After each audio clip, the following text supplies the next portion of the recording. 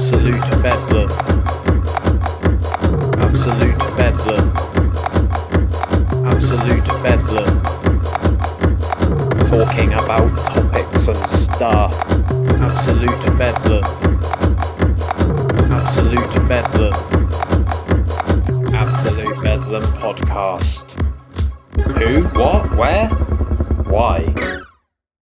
Hi there, this is Masterful27 and you're listening to Absolute Bedlam. Gotta catch 'em all! Gotta catch 'em all! Pokémon!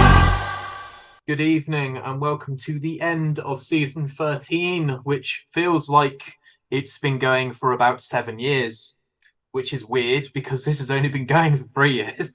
So welcome to Absolute Bedlam podcast, Mr. Mark, aka Masterful27. I always do that and it's wrong on YouTube. So welcome to the podcast. How are you? I feel like I need to reciprocate it for people that are I'm pointing the other way to Ben on the screen. Absolutely. I'm good, mate. I'm good. I like that whole thing about time and seasons and 13 years being free and 7. That's good, mate. I'm good. Thanks for having me on, Ben. No problem. We're approaching episode 200. I don't know why I started doing seasons. I think it was just because otherwise this just feels like a perpetual walk down a repeating hallway. And, you were very American there with that. It feels like end of a season and having an autumnal break sort of thing. But yeah, I think it's important to have breaks because otherwise you're just looking into the void and hoping that people enjoy what you put out. So, but yeah, welcome. So, thank you.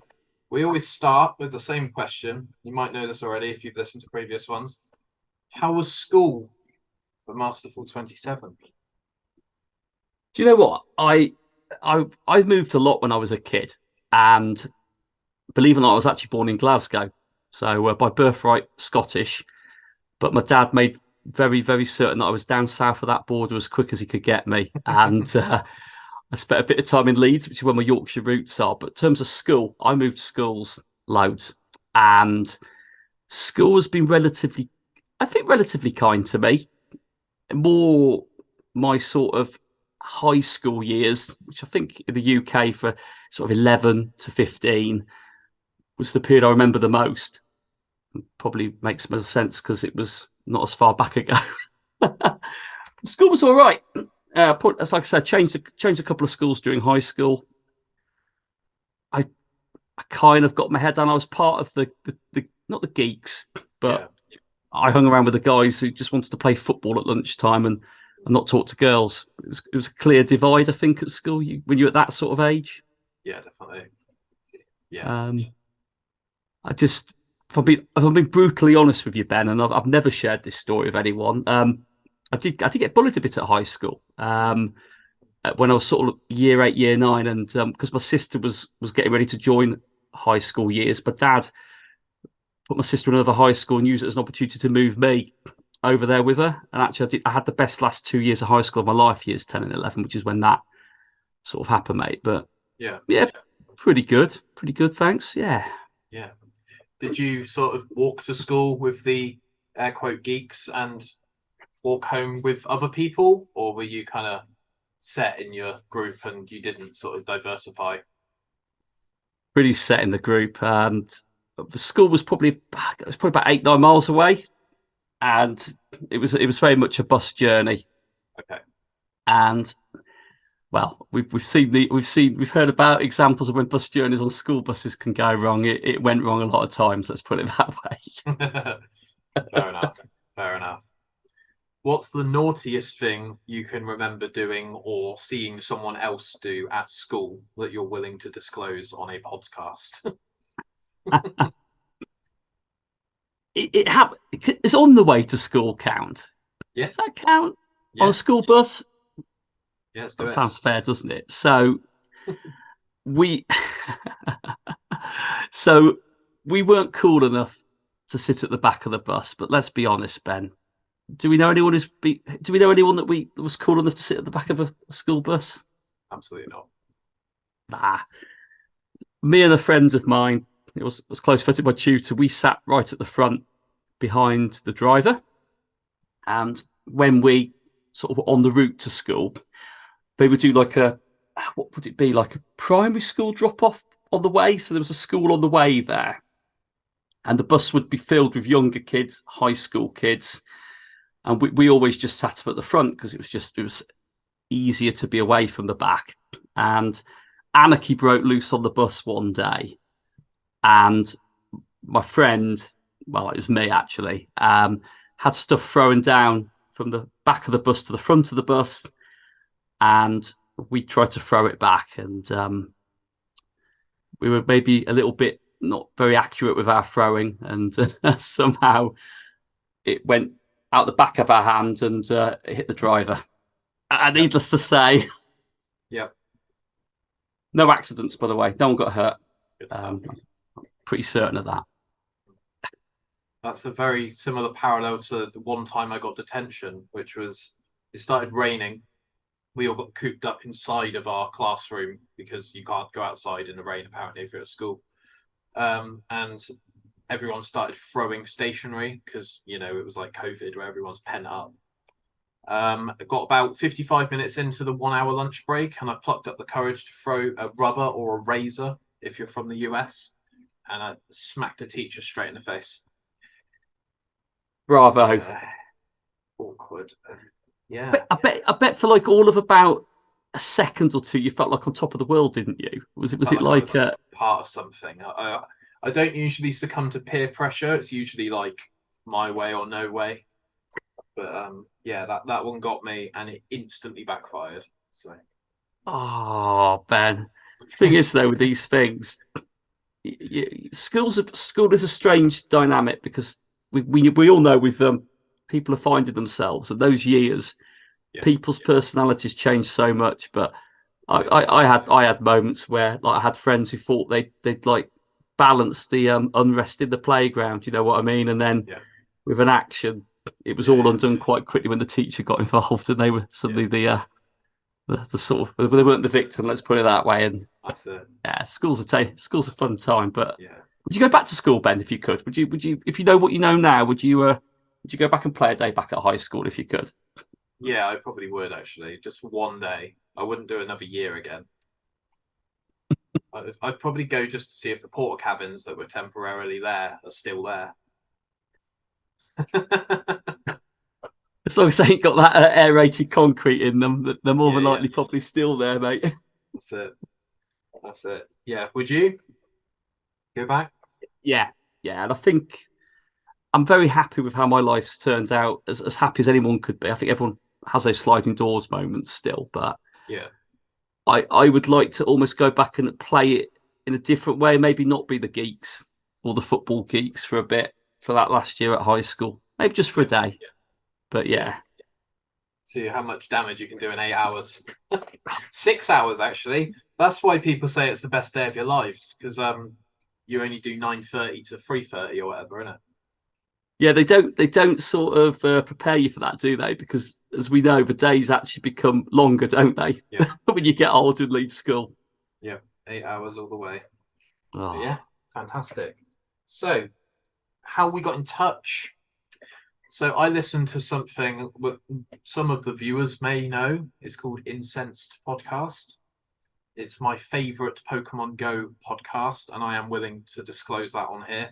No shade to the others, but I just find your dynamic between all the four of you to just be very bouncy, and I love it. And I'm a massive Pokemon Go player myself.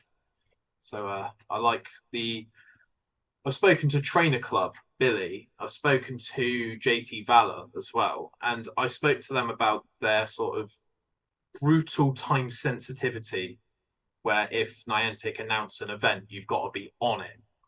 And it kind of translates to Incensed in terms of, you know, if there's news dropping, you've got to be on it. Like all four of you got to be like Avengers Assemble. So, how's all that going in Incensed world? It's going well. I mean, thanks for the comments, Ben. Do appreciate that. I think as we know, as podcast sort of creators and people that take part in podcasts, we know that in the UK side, for quite a big American audience, Pokemon. Let's be honest, when you started playing the game and you went on YouTube and saw the people got onto the curve first, it was it was mainly American, wasn't it? It was certainly international trainers. Definitely. And we were very fortunate that the pandemic came along, and I mean that not in a cynical way, but I know what you mean. Yeah. We sort of, we'd all been in contact for probably, I met Ian in Dortmund at GoFest, which was nice, and for our individual content we crossed paths, and our friendship has stayed there ever since, which was nice. We knew of Milo and Coops, or I knew of Milo and Coops through content, and we decided to create a UK content creator sort of Twitter, as it would have been back then, sort of messaging group. We reached out and said, we're UK creators. Should we try and do something? And you know what it's like, Ben. It's like herding cats. Big time. Yeah, so good. Best intentions and everything, and we bet in pairs after that, but never as a four.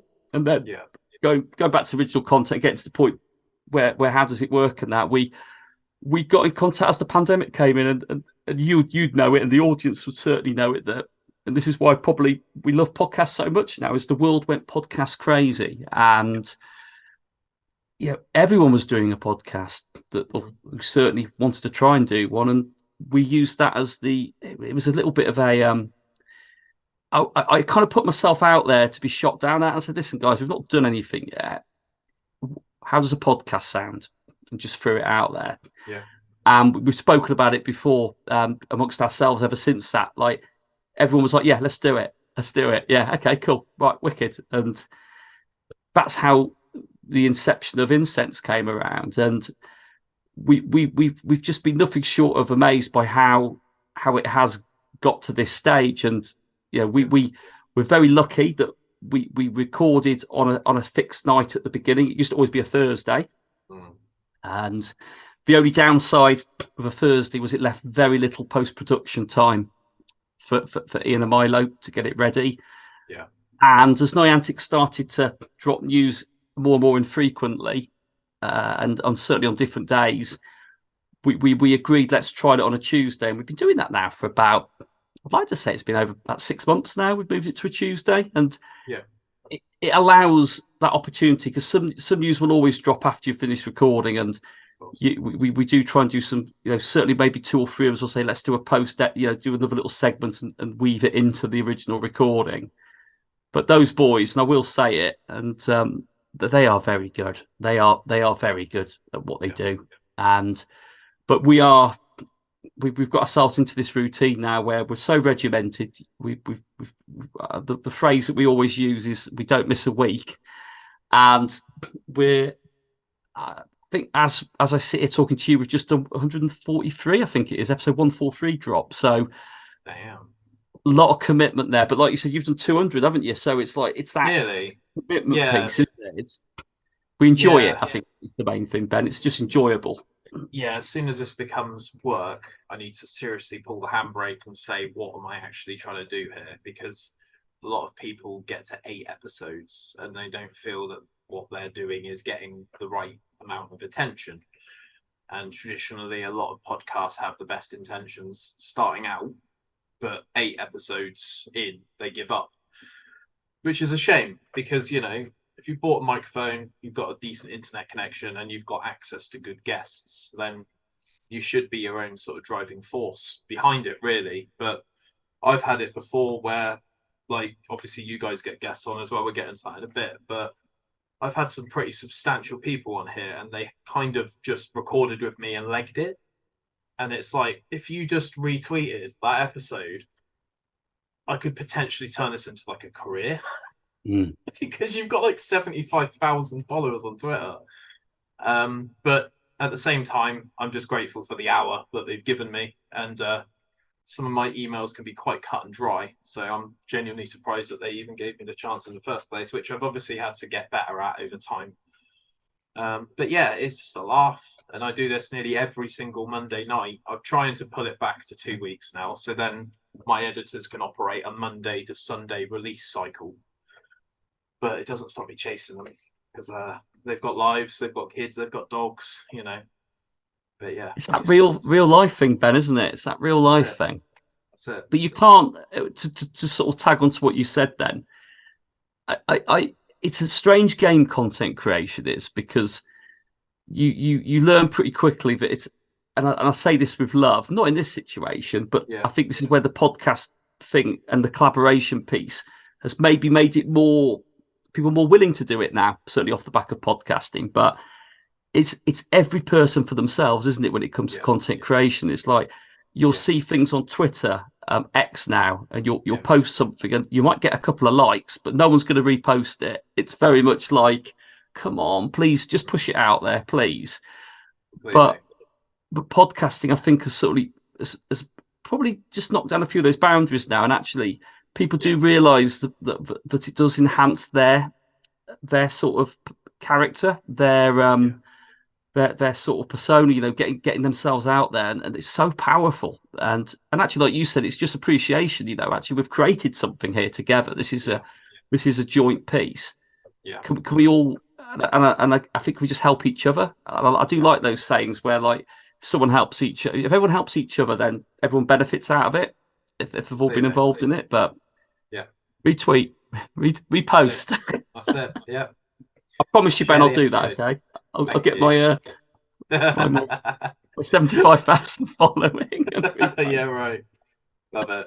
But yeah, it's meant to be a laugh, and if anything comes out of it, it's a bonus. But I kind of looked at it as a bit of a cheat code as well to interview musicians, because I thought I could drive up and down the UK and buy tickets to gigs and stuff, and I might potentially be able to sneak a 10-minute interview into the gig, or I can set this up and I can actually do it properly and spend longer than, because sometimes when you're a musician at a gig, man, like, that's the last thing you want. You just want to make sure that your guitar lead works.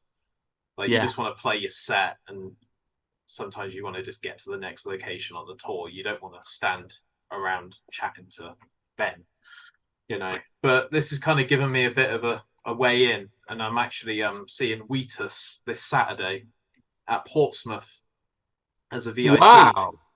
So yeah, just follow your dreams and just go for it. And if you don't try, you'll never know. So there we go. That's gonna be fun. Is that this weekend then, as we're recording this, Ben? Is Saturday? Yeah. Portsmouth's a fun place. Portsmouth's a good university city, isn't it? As well, it's not giving it its flowers as much as I meant to. I do like the sort of the Gun Wharf shopping centre. I'll never go up Spinnaker Tower or whatever it's called. Fuck that. I'm scared of heights. But I like the look of it. I'm just not climbing it. And I'm not doing that glass bottom thing at the top where you can look down and watch yourself die. No, thank you. No. For once, even though it was slightly... yeah, exactly. When we were in Portsmouth, we did the community day down there. We saw the tower. And I was a bit like, I said, looks great from the outside looking up. Yeah. That works. Well, if you do another Portsmouth community day, I'll have to pop down. Definitely. Awesome. We keep being told to. Told, that sounds a bit authoritative. We keep being asked to come back down, so we'll. I like it down there. I think it's a good. Are you local to Portsmouth, then? Are you on the south coast? Weymouth, kind of near Southampton. Yeah. Just keep going down. That's Weymouth, basically. The mouth of the River Wey. So, but yeah, there we go. So, next question I've got is, what can you remember has been your best day of playing Pokemon Go so far? From a content perspective, from a shiny perspective, from a 100 IV perspective, or just meeting people and having a laugh and sort of staying in touch with them? Oh, that's a great question, Ben. That's a great question. And what I might do, if it's okay with you, I might pick little segments but cover some of those, because I guess if you get it all in one go, you are, that's God mode, isn't it? If that happens. But my best ever shiny streak. So one thing I love to do is I have this tagline, and it isn't to be corny or anything, but I am like, it's about real life for me. You know, we joke about people that create content full time. It is their job, and fair play to people that get themselves into that position. But I'm very much about the lunchtime grind. I'll make time during the working week and at weekends, and I always have that message. It's just about real life, it's just playing it around real life. I like to think that how I play it is very similar to the majority of players that will try and fit it in as in how they fit it around their lives, because it is chaotic for everybody. And I love the lunchtime grind, and I play for about 35, 40 minutes. Might create some content off the back of it, but I had one walk. It was the one time I wasn't filming, and there was no event on, and I did my same tedious loop that I do on my lunch break, which I've now got a route on, so I've made it better for myself. And I didn't get one shiny, I didn't get two shinies, I got 3 shinies, all full odds Pokemon within about 5 minutes on my walk, and I was like, oh. and all I could do was screen capture it and just post it on social media to say it did happen. But for me, and I'm very transparent, and I like to think that what I say is what I'm about as well. But for me, it's about meeting the people. And the first live event was amazing in Dortmund when I flew over there, and that was the first time I went over with friends that I'd made when I used to live up in Towcester, which is a place in Northamptonshire, South Northants, middle of the country, ish. Not far from, if anyone's trying to wonder where Towcester is, it's not far from Silverstone, where the British Grand Prix is at. And I've got this habit of, like, the game allows me to meet people wherever we move, and because we've moved around quite a lot, I've met quite a few people. But we flew over to Dortmund, and that's when I met Ian, actually. But I went over there with my friends, and I created my first proper event content. And I'd been doing YouTube for about 18 months before then. And for me, the humbling moment was actually having, it was only a couple of people, but for me, it was my world. I was like, and just having people like come up and talk and say, oh, we recognise you from YouTube, and for someone who does it as a hobby, and it is a hobby, that was so rewarding. And I don't know about you, Ben, were you tempted to do Go Fest in London this year? Was that something that sort of... No, London's the only one I haven't done. So I did Dortmund in 2019. You were in Dortmund, were you? Oh, wicked. Yeah. That was scary when it ended. There was thousands and thousands of people descending upon Dortmund. And literally every single raid lobby I went in was 20 people deep. What else have I done? I've done Sevilla. God, we probably followed each other. Yeah, probably. Did Berlin, but we were very much in and out of Berlin. I haven't been to any this year. I really wanted to go to Barcelona, but I just felt that it was too short notice. Yeah. And it was. Really, really want to go to Sapporo or somewhere in Japan and do it. But I think Japan, for me and my girlfriend currently, will probably be a once-in-a-lifetime trip because it's flipping expensive, isn't it? So I'd like to go to America as well. Oh, yeah. I want to do America. Yeah. I think for me and my wife, it would be a once-in-a-lifetime opportunity to do Japan. Yeah. And I think if we do it, it'd have to be around a Pokemon Go event. So that bit can be ticked off, and then the other bits can be ticked off around it. Yeah. But no, mate, we followed each other then, because I did Dortmund, I did Sevilla. I can always pronounce it incorrectly. The flamenco place.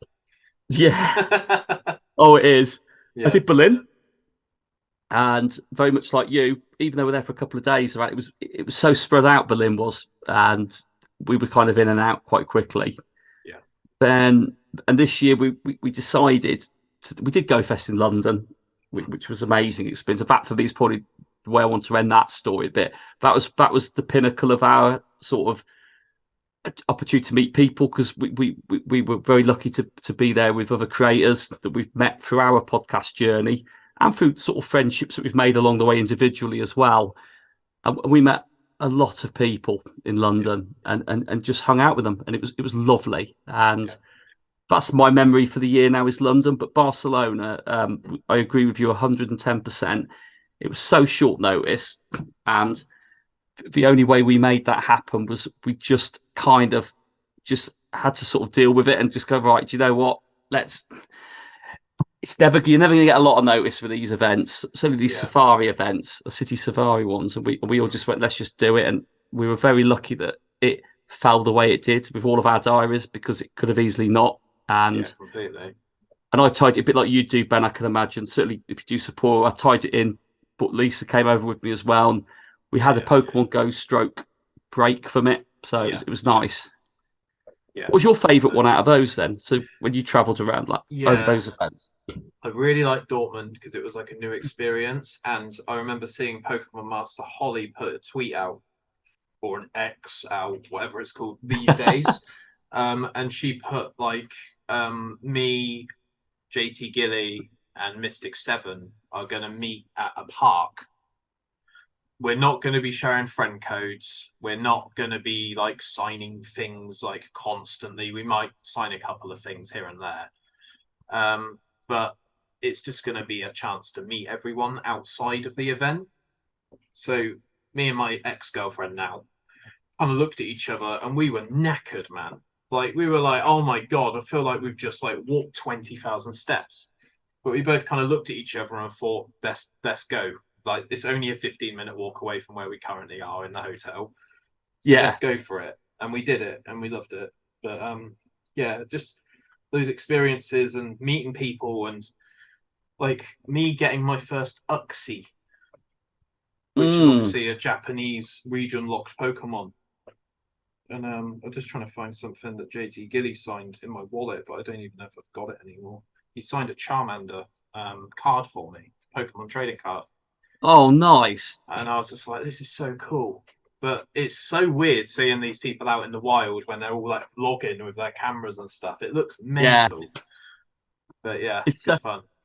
It is though, Ben, and like it's a real interesting thing, because like I've had people say to me, you know, and the groups of people we play with and hang out with, they're very used to it now.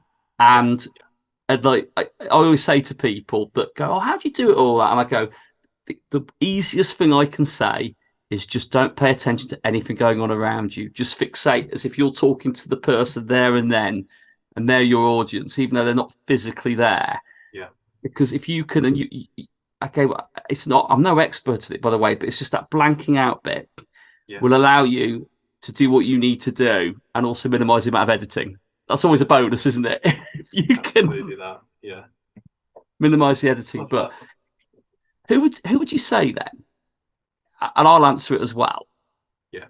Who would you say was the one person then that you've met in the flesh, let's say, in content creation, Pokemon Go, let's say Pokemon Go, but you probably would like, you know, looking back now, go, actually, that person was the one for me. That actually was quite, really did enjoy that opportunity. And yeah.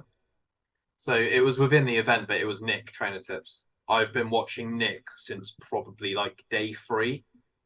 And to see his transformation as an awkward kind of kid that would wear like Trasher or Thrasher skateboard hats, and he would know what he was talking about in Pokemon, but he kind of spoke at the camera. Whereas now he's very sort of informative, and he literally plans his entire life around, like, he did a crazy like sort of video based around sort of Celebi, and I love stuff amazing. like that. The fact that he's like really gone out of his way as like a sort of director of his own content and stuff. I feel funny when I meet him, man, because I owe him a lot, because he kind of showed me how to play the game without ever sort of meeting me. I also quite like meeting Mystic 7. I'm aware that he's not been on your podcast yet. Hopefully we can propel that with this conversation. Yeah. I also quite enjoyed meeting JT Valor, but it wasn't for very long. And I did get a fist bump from Billy Trainer Club when we went to Seville. So yeah, lots and lots of experiences, but good stuff. What about you? I agree with you on that, by the way. And I look back at people that I've met in the flesh, or certainly shared a microphone with, and I've been able to just spend time with them. And I've got to say, I think when we first met Nick on the podcast, and we were actually spending that time with him, and then we met him in the flesh in Seville, and that was just absolutely just moment. It was just a moment. You know, we got chatting, and like you said, you know, I'm probably the polar opposite to Nick. I'm more of an extrovert, very much. Yeah. I'm out there. I'm talking to people. And Nick has come on an amazing journey, and I feel like you said, I've learned how to play Pokemon Go through him without actually physically playing with him, just through his videos and vlogs and sort of tips and everything that he's done. And please, he hit 1 million subscribers on YouTube. That was long overdue. It's crazy, man. That's so many people. But then we met him, and he was just as nice as he was on that thing. And actually, you know, it's just been really nice. And I think that Pokemon Go has brought a lot of great relationships together, and you like to think these will last longer than the game. But I agree with you. A great shout, Ben. Trainer tips, very inspiring. But JT Valor as well, very hardworking. You know, he's come, and I don't mean it to sound like a bit disrespectful, but he's come from nowhere. You know, in a relatively short period of time. He's always been around playing the game, but as soon as he got his head down and did it full time, it's paying rewards for him, and he really deserves it. Absolutely fantastic person. Absolutely. I just checked as well because I'm insecure that he's still following me back on Twitter, and he is. Mental. Right. So we've got about 2 minutes left, and then the Zoom meeting's going to end. We'll go to the next one. But if we could try and keep this as concise as possible. Yeah. What keeps you playing Pokemon Go other than having a podcast and talking about it? What's the other sort of mechanism? Is it fitness? Is it habit? Is it want to catch them all? What is it? It's definitely fitness. It gives me that want to get out, and it gives me that drive to go out and walk, because it's easy not to, certainly when we're getting into these winter periods. So it gives me that want. It is an exercise thing, I'd say, predominantly. But I would be lying if I said it wasn't a habit as well. I think we're all guilty of it. I'd like to say a lot of people, I am guilty of it. It's that want to find something again. It's that little bit of addiction to it. It's that, like, I'm not, I could see something or find something on this walk. I could find to do something, but I want to catch it I haven't got yet. And but how good's an addiction that keeps you fit? It's a relatively it's a good combination. But yeah, fitness and a habit, I'd say, mate. Yeah, same. Yeah, I love it. I get a couple of people giving me a bit of stick for playing it, but to be honest, I'm 34. I could probably take it, and I've been playing it since 2016, so I'm not going to stop now. So I'm in it for the long haul. Even though, and why would you want to stop it now? Crazy decisions that make me want to stop playing sometimes. But yeah, awesome. Yeah, why would I want to stop? Yeah, it's good fun, and it's enabled me to meet a lot of local people in my local area. So, but yeah, fantastic. Right, we'll get started on part 2 in a sec. So I've sent you another email with another link. Got that, bud. Cheers for watching and listening if you are. All right. Nice Cool. one. See you in a bit. Cheers. See you in a bit, mate.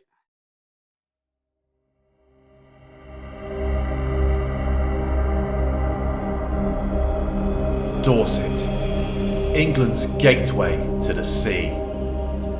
Legends tell of how travellers and wayfarers would navigate vast oceans to meet the natural beauty of the Jurassic coastline. As the centuries have passed, only their song remains.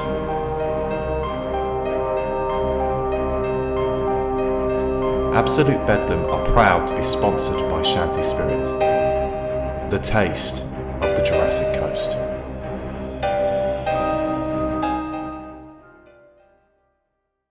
We are back in the room. So, Masterful27 has a YouTube channel, and he would very much appreciate it if we could all go over and give him a subscription on the YouTubes, and also give Incensed Pokemon Go podcast a follow on Spotify.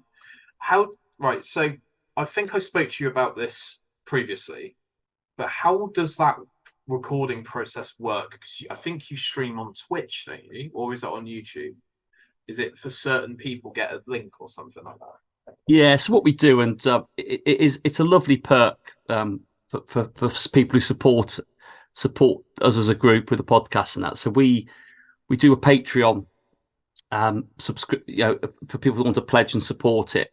And what we do for our gold tier patrons, we allow them access to us actually doing the live recording. So what we do is we'll post out a link in our Discord that we've got set up. So there's a certain area that gold members can access on there, and they can watch us through YouTube on a private link, watching us record it. So it's great because when we're doing the show, and we're not always Pokemon Go heavy, but that is the structure around the episode.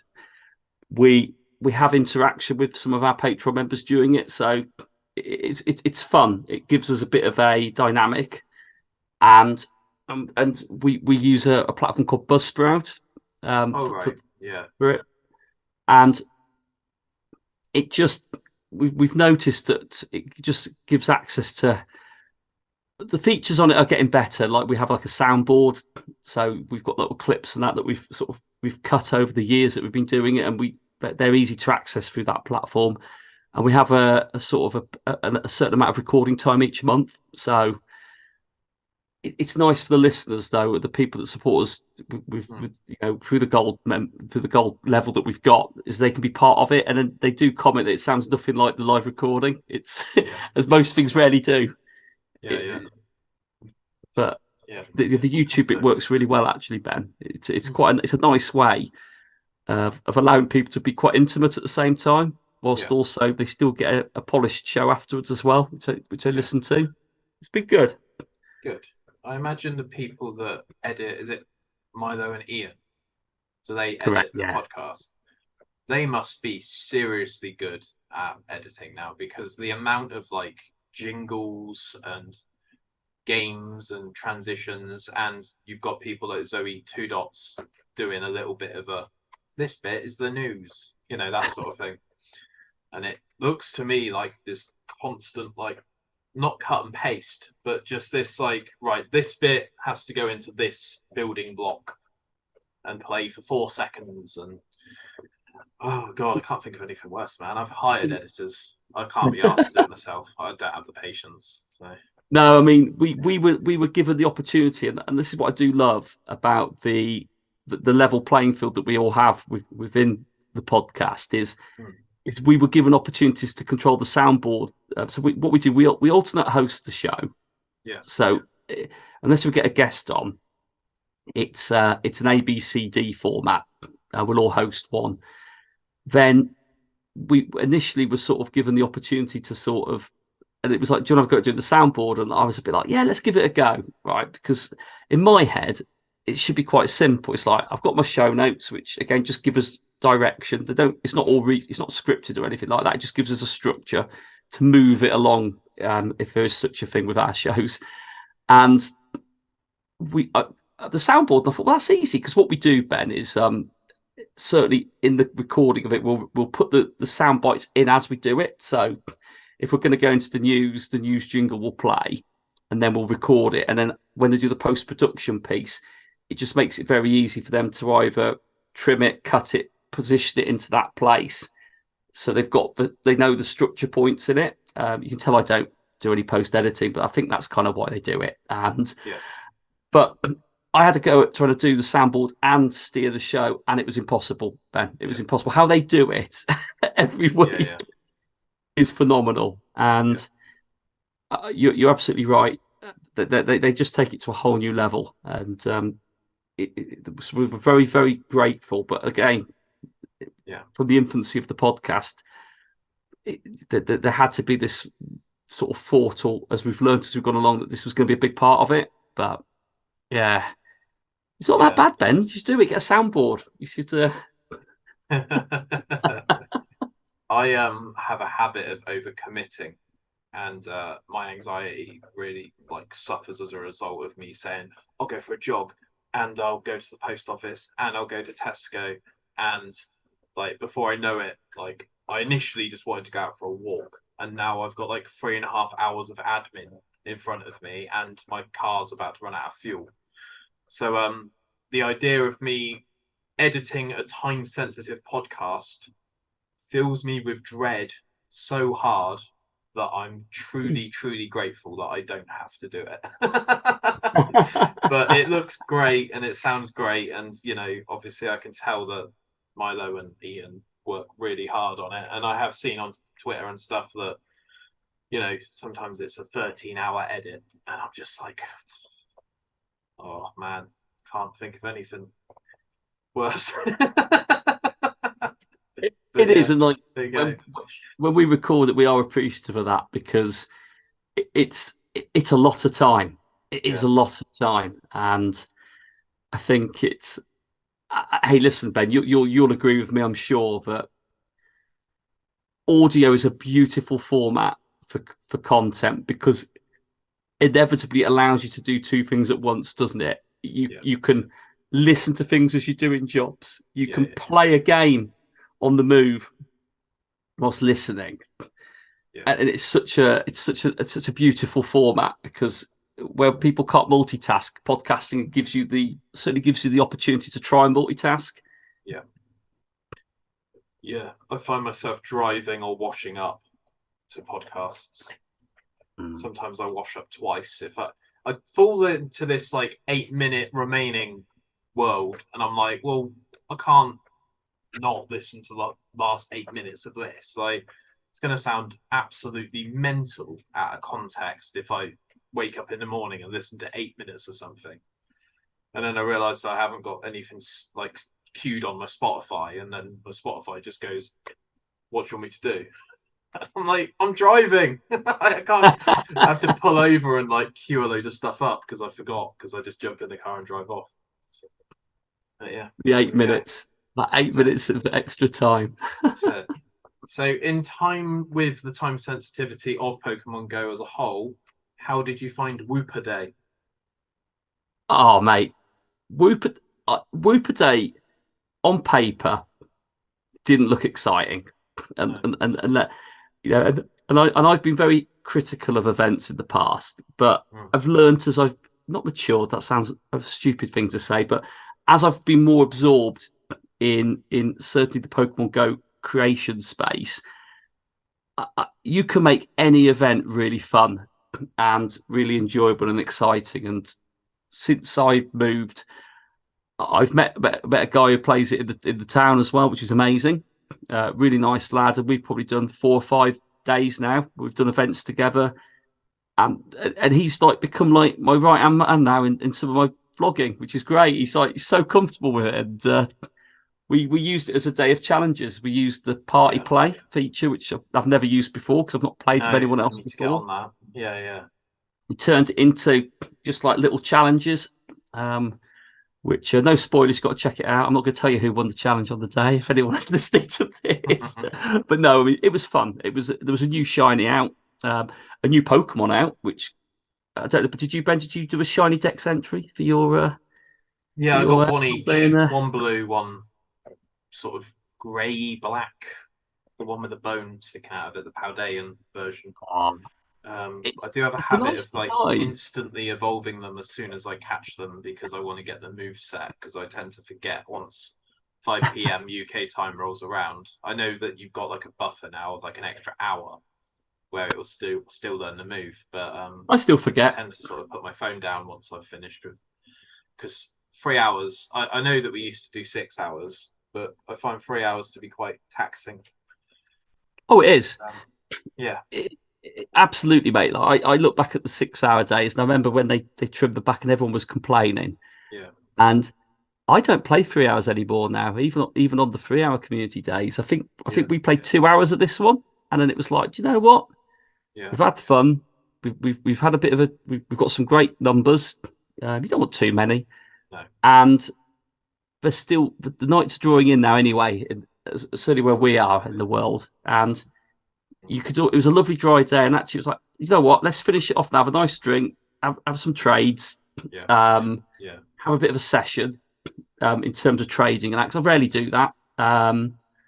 And then that was a lovely end to it. You know, I was sort of back home before 5, and it was nice. But I know what you mean. Those 6 hour community days, they seem like fearful now, don't they? When you think back to them, like 6 hours of trying to trek around for Squirtle. yeah, you're always going to go back on yourself as well, because especially I don't live in a city, so there's a couple of crazy spawn areas that yeah, you end up sort of going back to those spawn areas in like an hour or two. Yeah. But yeah, I got my Clodsire, so I'm happy with that. And it looks like a plush. I might have to get a plush of him, actually. He looks quite cool. It is cool. It is cool. But yeah, overall, mate, I enjoyed it. And we've got Mareep Community Day Classic coming up at the end of this month, which has just been announced as we record it today. So, bit of mixed love for Mareep. But yeah, I like it, mate. I like it. It'll be another day, another fun day. I used to consider Ampharos to be one of my favourite Pokemon of all time. And then one of my friends encountered a wild one in Pokemon Go. And I think he saw it on his silhouette nearby list. I don't know if he actually had one. He actually phoned a taxi to go to it.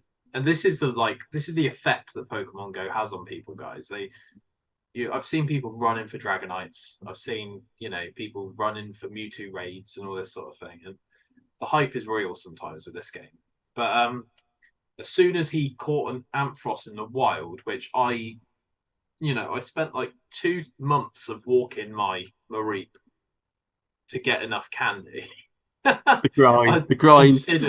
I considered Ampharos to get out of my top 3 quite quickly, because I thought, you don't deserve that. I think it was my friend Ross. And yeah, so I'm all about Blaziken, Gengar, and Salamence. He's my boy. But I think I agree with you on that. Like, I look back at the days when Magikarps were first in it, when the game started, you were looking at 400 candy to evolve that, and you'd be like, oh, I've caught one. And this is before even like you had the berries. It was like 3 candy, transfer 4, catch 7, transfer 8, catch 11, transfer 12, and you were going 400's going to take forever. Yeah. And I mean, I've done some crazy chases. I think we all have, but I still remember before they became a regular feature at events. I've still got it. I will never delete it. My first ever unknown, and I've been at home in Toaster. Got home and it popped up on the Milton Keynes spawn group. It said unknowns appeared 24 minutes before it despawned. I literally legged it out of the car, got in that car and drove to Milton Keynes to get there. And I was a bit like, where is it? And as soon as I got around the corner, I could tell it was there because everybody was there trying to catch it. And I was like, I love those moments. Yep. The craziest thing I've done is I got my son out of the bath because I saw a wild dino because it was windy weather. And we quickly sort of towel dried him, got him in his pajamas, got him on my back. And I was like playing. I was like, hold on to my head. I was like, what's going on? Like, this is like social services. But I didn't leave him in the house by himself. So, but yeah, unknown. I think I caught a ewe near my town, completely randomly in the wild. But I think I've always been very, very good at sort of not growing too attached to my Pokemon. So someone was like, oh, can you trade that? And I was like, yeah, I'll trade it. I don't care. And then I started going to events, and now I've got more unknown than I've got of like costumed Pikachu, and I've actually had to start culling them because it just gets crazy, doesn't it? If you're going to these events, it's almost like you're so spoiled, and so like everything that you're hunting for in the real world is in abundance. Yeah. I discovered a bit of a hack, actually. It might have been Berlin, where you would catch what's the one before Bronzor? It is Bronzor, isn't it? Bronzor, because I think it's Bronzong, isn't it? It goes up to Bronzong. So if you did a Pokemon Go snapshot of Bronzor, Bronzong would appear in the corner like a photo bomb, and you could just keep doing that forever. And you would just farm thousands and thousands of Stardust. But I was also aware that everything around me, like time was still passing. So I was like, I kind of have to get out of this steel area. And I actually have to finish the task so that I can get my Jirachi or whatever it was called. That was it. So you've got like 5,000 candy for Bronzong now and loads of Stardust. Yeah. Stupid amount. But I've always been quite sort of flitting with my Stardust, and if someone like really, really needs my last shiny bag on or something, I'll just trade it with them. I'm just like, yeah, I'll probably get another one at some point. You're a good guy, Ben. You're a I'll good try guy. my best. Try my best. You when this is important, people Mm. they'll look back at this and that'll go favourably on your bit of paper when they jot all the tally it all up. Then they'll go, he traded his last shiny bag on to someone Yeah. because he's a good guy. The problem I have with Lucky Friends is a lot of my friends play the game harder than me.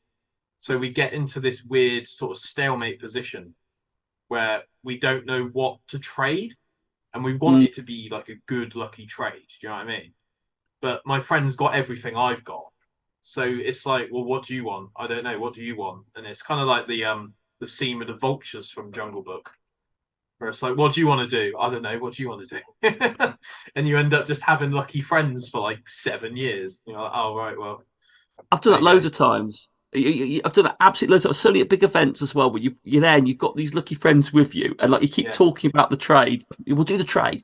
We'll do the trade. But it gets to the end, and like it's like you have like 5 special trades, and like, I've only done like 2 of them. I've got 3 of them that never get done because like no one actually does them. Yeah. Because one, how many do you know you need? But when you get to that moment, you forget about it. You're like tonight, I was like going, oh yeah, I need Scraggy, shiny Scraggy. But when I was doing those trades after Rupert, I didn't ask for Scraggy because it got out of my mind. I was like, so I'll take a shiny Bellsprout instead. Yeah, all right then. It's just, but no, keeping with the theme of brown leaves everywhere. Yeah, love it. Awesome. So I've got some more questions. Some of these are just quite sort of easy ones. What screen recorder do you use when you record your content on your phone? So I use a handy little app. So I'm an Android guy. Yeah. And I use AZ Screen Recorder. Is my go-to one, and it's just very easy, very simple. I haven't paid for it, and the adverts don't prevent you from using it in a way. It's really inoffensive. But yeah, it's so easy to use, Ben. Once you open it up, it just has a little red button on your screen. You click it and then start recording, and then when you finish, stop it, and it just captures it all and just saves it straight into your gallery.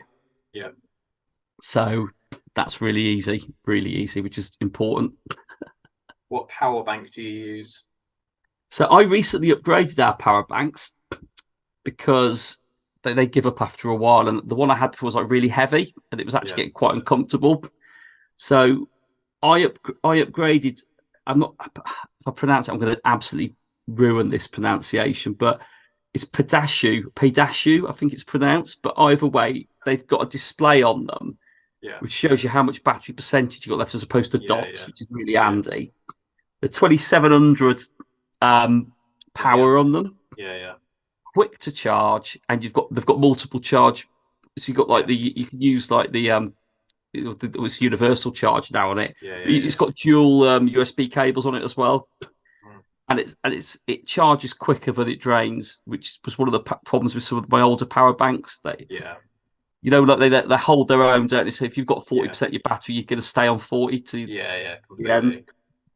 But you can get about, certainly on my S22, which is what I play on, Samsung, it charges it maybe 3.5 times, which is good for me. What about yourself? Have you got a preference? Not really. I had quite a flat sort of tablet-shaped one for a while when I kind of had the thing in my mind that I was going to put like stickers on it, and I was going to be like Team Mystic or Death and all that sort of stuff. But then I've recently got one like you just mentioned that's actually got a percentage on it. But I think my phone's on its way out. My USB-C port seems a bit temperamental at the moment, so I might have to get a new phone at some point. Upgrade. It's always quite alarming, like you say, when it stays at the percentage that you plugged it in, and if it goes down, then you've got a serious problem on your hands. Oh yeah, that's weather though, isn't it? That's when it becomes seasonal, doesn't it? Yeah. Cold out there, you're in trouble. But yeah, I can't remember the names of the ones that I've got. Unfortunately, I've just bought them on Amazon. Just search power bank or whatever. funniest Pokestop or Pokemon Go related point of interest you've seen? And do you personally nominate Pokestops? And have you ever been successful? So it's a funny story because I didn't actually notice it at the time, but I referenced it and someone made me laugh on X with their response. So I think now it is my funniest one. But one of the criteria when nominating Pokestops is you can't have any live animals in the picture. So it's frowned upon, and inevitably it won't get through with the criteria. And where I work, there's a Tesco's, and they've got a tower on top of a clock on it, and it's a gym. It's in the game as a gym, so fair play. They've built the area around it. It's turned into a gym, and I was doing a raid at it, and I took a screenshot of the thing and just put, lunchtime raid, brilliant. And someone commented on it, and it became my funniest POI in the game. Was they went, don't show this to those people at Waste Spotters. They will try and get it taken down. # live animal. And in the background, you see a seagull. That's great. And it's so subtle that I'd never noticed it until that person mentioned it on that. And I'm like, nice. It's still there, by the way. And that was about a year ago, so it's still there. But I've seen there's loads. I love all the graffiti ones, and I love all the ones that are just they're just so unique. But for me, it was the seagull behind the Tesco clock tower. Yeah. And the fact that it probably doesn't really meet the criteria now by chance, as opposed to it being deliberately put in there. Yeah. I've got one which is fantastic, and I actually started crying with laughter when I saw this. It's a postcard. It's from one of my friends on the game called Krusty Loaves, which is when you know you're in for a good time. Yeah. It looks like a lamppost. I'll send you a picture of this in a minute, Mark. I'll do it. It's a straight lamppost. So it's not actually a lamppost. It's got a lamppost next to it. It's called Stink Pipe on Worsley Road. And it looks like it was like shot in Slough or somewhere like full of grey. And then I've got other ones like Niantic Neighborhood, Wayfarer HQ, Pokemon Go Fest Berlin. I've got a Penguin one as well, which is banging. If you've ever been to Legoland, there's a Hulk Buster Lego statue one, which I've kept. Oh, I bet they're amazing, aren't they?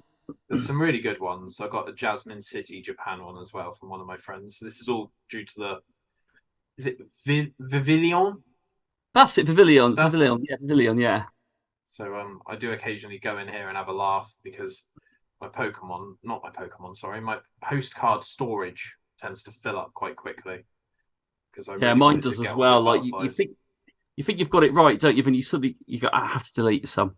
I've got one that just says cow on it, and it's just got a cow. And I don't know why I've saved the McDonald's in Paris as one. Okay. I don't really understand it, but I've got a SpongeBob SquarePants one, which looks pretty funky. Yeah. But I like all the ones like you said, the ones from other Go Fest or Pokemon events from around the world, and you get the gift sent to you. So I've got one that's successfully nominated a Pokestop as well, but I've got absolutely no proof other than going to the place in my town and showing people. But Wayfarer at one of the Go Fests or the Safari Zones actually asked me if I'd nominated and submitted a Pokestop or whatever in the past. Yeah. And I knew that I did it, but I didn't have any proof, and they ended up just giving me a shirt. I think they just wanted me to go away, to be honest. It worked. So there you go. But yeah, I do like that part of the game. It just I just find sometimes it doesn't get used either correctly. No, it doesn't. Or at all. It doesn't. You're absolutely right, Ben. And I won't go into too much detail on it, but when I was like very rural, but that used to be the rural trainer when I was like very rural. But when I moved to this village during lockdown, there was like 2 or 3 Pokestops and a couple of gyms, and that was it. But I certainly bought into that thing where I wanted to nominate. But I realised quite soon that I was getting the good stuff and not putting the effort in myself. So I started reviewing as well, because they reckon, to get the backlog of Pokestops that are in submissions, you need to be, if you nominate 10, you need to review at least 100. You know, it's something like Absolutely. 10 for every one, just to sort of balance it out. But yeah. Needless to say, I've put loads of Pokestops that some have turned to gyms. I used to do like the CS2 cell bit where you'd look at them and try and map it out, try and make it work. And I left the village and listen to me, and I left the village in an amazing shape. So all these budding Pokemon Go players in the village. Look at my work. Fantastic. So I have created a legacy. But no, I mean, I've done it, mate. I love it. I need to review more though. I'm guilty of that. Favorite free Pokemon? That's a great question. One of them was Tangler, and Tangler was the Pokemon I was still waiting to get when the game first came out, and it was the one that haunted me forever and ever and ever. And I remember when I got it, I was like, Kanto, complete. So for that memory, Tangler's up there. Charizard, love Charizard. Yeah. I don't like the Megas that much, but I like just Charizard. Charizard's like pretty light. I want Charizard going to battle with me. Third spot though,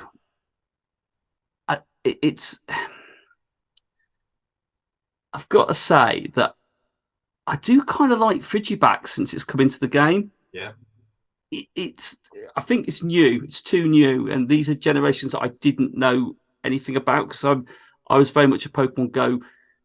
That was my Pokemon Go journey. I played a bit of Red when I was younger, but so anything new now is literally new to me. And I do like the Frigibax design and its family. So, but if I'm going back ones that I know and sticking to tradition, I had an unhealthy obsession with Minun. I don't know why. Plus Minun. Minun was just like cute, and I thought, well, electric Pokemon, fire type, and not a bad little mix. What about yourself, Ben? You must have. Obviously, it's not Ampharos now, is it? Because Ampharos is dead to you. Yeah, that's it. I've got 4. I've got Blaziken, Gengar, Salamence, and probably Drillbur. I just think he's Drillbur's solid. Yeah, he's great. And you don't see him very often in the game. No. So I tend to grab him. And Excadrills are ridiculously good Pokemon. So very PvP. Gengar's sound, mate. I forgot Gengar slipped my mind, but I do like it. Drillbur's Excadrill's phenomenal. Do you play GBL then? No, I'm probably the worst at that. I just forget it exists. I tend to sort of jump on, send some gifts, and jump off at home. I think that's potentially why I haven't leveled up to level 44 is the lack of GBL, because I think one of the levels is literally GBL or beat your friends or something like that. And it's like 200 matches or something crazy. So I need to dedicate an evening to doing it. But it's rubbish, mate. It's rubbish. They push you down that line, and it's like you said, it's GBL. And it's very hard if you. It's a different type of motivation to play that for those amount of times it asks you to do it. But completely. Right, we've got 9 minutes left, so I'm going to have to send you another link in a bit. Cool. Do you reckon we could play Chasing the Tail for 9 minutes? it could be over in 9 seconds. It'd probably be over in 9 seconds. It's going to be give it a go with 2 people, but I reckon we can probably make it work. Let's give it a go, mate. So, is it literally just say one Pokemon to start with, and then it just descends from there? The beauty with this game is that even if you're hosting it, you can take part in it because it goes then it can go off a complete journey. But so if you start it with one, then I can just feed off it. We just go backwards and forwards, and then we just have to make sure that we know if we've repeated or not. But I know we're probably going to just stall after about 5 or 6. Trying to think of some that begin with D. Right. Okay. Elekid. What was that? Elekid, yeah? Elekid. Dunsparce. No. cannot think of any beginning with V because I started with V. Should we try again? I'll let you go first. Right, Best of I'll three. start with Pikachu.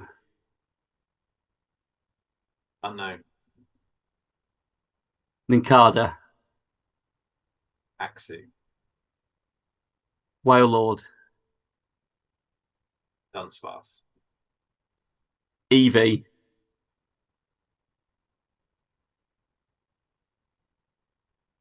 No, I can't think of E's. Oh my god. Eevee's like E and E as well. No, fair enough. You're the That was master. cruel, wasn't it? You're the master. I can think of Electros, I think he's called, the one that evolves from Tynamo. Yeah. Bugger. I'll be Yes, back. though. Thing is, Ben, though, with it, like we had one round and like Yeah. it was epic. Like there's four of us were on it, and we're like, Yeah, and we're all just like, keeps oh my going. god, next round Yeah, out yeah. straight away. Yeah, it's luck of the draw. You got to know your E's, people. There we go. On the UEs. Yeah, so we got 7 minutes left. That was embarrassing. Right, so in your opinion, Mark, what's the two best things about Pokemon Go as a game for you? What's the Right, sort of so- encapsulation of the whole thing as a sort of lifestyle choice? I like, so for me, the top one, I've always said this, is that Pokemon Go creates the need, not the need, that's probably the wrong word, but it's the backdrop to anything. So, I could play Pokemon Go and have a great time catching up with one of my mates. I can play Pokemon Go and meet new people. I can play Pokemon Go and fuel my hobbies and that. So for me, Pokemon Go, it's the numerous possibilities that it gives you as a backdrop to anything. So that's my biggest thing. But for me, about the game, and what's my sort of other favourite thing about it is it just gets me out exploring. It gives me a want to, when I go to new places, it just gives me a want to sort of put the game on, fire it up, and use it. I've navigated around using Pokemon Go before. Like me and my wife have been out in places and we've gone, well, we need to get ourselves to where the cathedral is, and you're tapping on things as you're walking to it, and you learn stuff about the things that are around you. Educational as well. But yeah, for me, the biggest thing is the backdrop it gives. People come together for the game, but you can still dip in and out of it, and I like that a lot. What about you, Ben? What's your sort of I like meeting people. I like sort of getting amongst people and potentially being seen as like a community leader. But with people, sometimes there becomes challenges and gossip and stuff, and I just like sort of helping people and like giving people a reason to come back out. And I found a lot of people are quite introverted in my area, and you want them to have fun and you want them to sort of come back out. Community days are always good for that as well. But yeah, I love the discovery of it and seeing the little silhouettes in the bottom right. Sometimes they're obviously quite short-lived, but I just really enjoy it. I think it's a fantastic game, and I think Niantic, through all their faults, they've done a pretty good job overall, really, of the whole thing. I'd agree with you on that. I think it's easy to knock them, but this is actually a beautiful way of getting people to reconnect with a game that they've probably forgotten about. In all fairness, I'm not saying everybody has, but when you look at our age range, Ben, I'll put you in my age range, sort of 30s, early 40s, that sort of chunk of time. Unless you're literally playing it, streaming it, and doing that all the time. Yeah. Thing with Pokemon is it came out when we were that sort of age, and it's like how amazing that first time when it came out, and you could log into the game, and you were walking around catching Pokemon. I mean, it was the best augmented reality game concept and package and sort of franchise available, wasn't it? Because Pokemon was all about exploring and battling, and for all their faults, and they've got a few, you can't lose sight that this was just a genius thing, and it's the fact that people love it, that people want it to get better.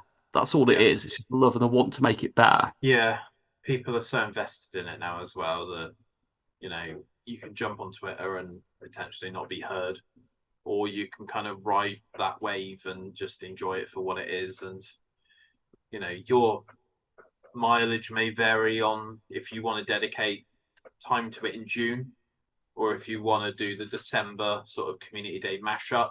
Yeah. Potentially catch things that you missed out on because you had a family arrangement, or you had work in August when Charmander dropped or something, you know. But yeah, I just think it's a great game, and it's a game that brings people together. But I've always referred to it as the most socially awkward social game ever created. And it's kind of, the game is as good as your surroundings in terms of Pokestops, physical location, and people. So I think playing it by yourself, kind of, the well can run dry a little bit sometimes because you begin and end with your own motivation for it. Yeah. That's true. That is really true. That's actually a really good way of describing it. Really, it is. I do sort of admire people like that can go out and grind it on their own for sort of 2, 3, 4 hours, whatever it is. Yeah. Because it you know, but that's me saying that because I probably find that difficult. But there might be, like you say, everyone's different. It can be a great escape for someone as well. It can. Absolutely. Do you know what? I'm going to put my battery pack in my pocket, put the game on, and I'm going to have sort of 3 or 4 hours away from the world and just do what I want to do. And I like that as well. But you are right. Yeah, you can sort of get lost in it. But yeah, fantastic game. It's brought us into this Zoom world as well, so it's a good connector. So we're gonna go to another break, and then we're gonna do another 30, if that's all right with you. Yeah. Being as this is the end of season 13, I want to ask you some more questions. A lot of them aren't going to be related to Pokemon, so that's your warning. Some of these are pretty mental, so apologies in advance. But cheers for listening if you are still listening and watching, guys. Appreciate you very much. Bear with, and we'll be right back. Do you need that extra burst of energy? Do you need motivation? Do you need that X factor? Well, Go Energy has you covered. Whatever gets your juices flowing. Whatever you need to let your hair down. Have a go at it all with Go Energy. Gluten-free, vegan-friendly, and no artificial additives. Go Energy. Use code BEDLAM10 at checkout. Welcome back to the final part of Absolute Bedlam Podcast, Season 13 finale with Masterful 27. Right, so Patreon, the sort of business side of content creation. In terms of Incensed or yourself, Mark, as a content creator, Patreon can be seen as the sort of lifeblood of a platform, especially if YouTube want to play their demonetization game. So do you find that Incensed or your own personal Patreon can give you like a secondary or a tertiary source of income? And how do you think that's going for you so far?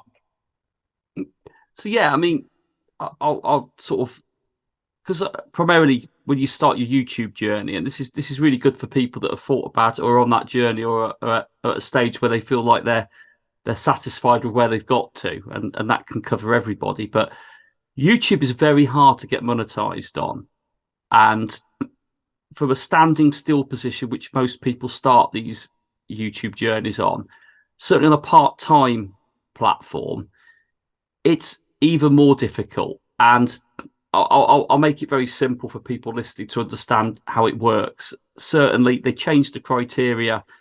So if you want to earn an income off YouTube, you need to tick a few boxes, or as I call it, jump through a few hoops. And the first one is you need to have 1,000 subscribers on your platform. So you need to get to that landmark first.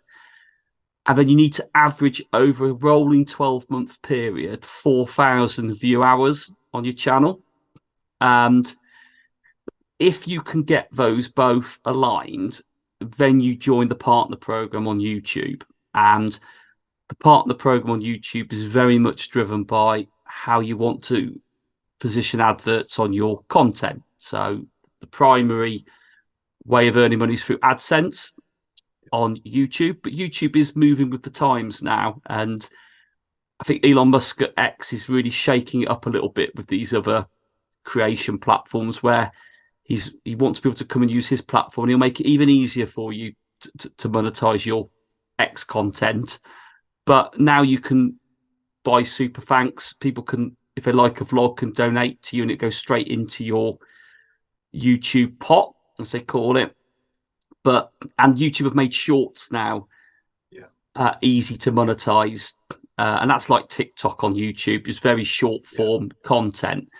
Now, what I would say to people, and I think I don't mind talking about it on the YouTube perspective, is on a short, which is traditionally no more than 30 seconds, but it can be under a minute, basically.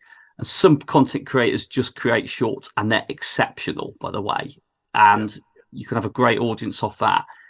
But you need to be generating thousands of views on a short to even sort of get something back that you'd think is worthwhile.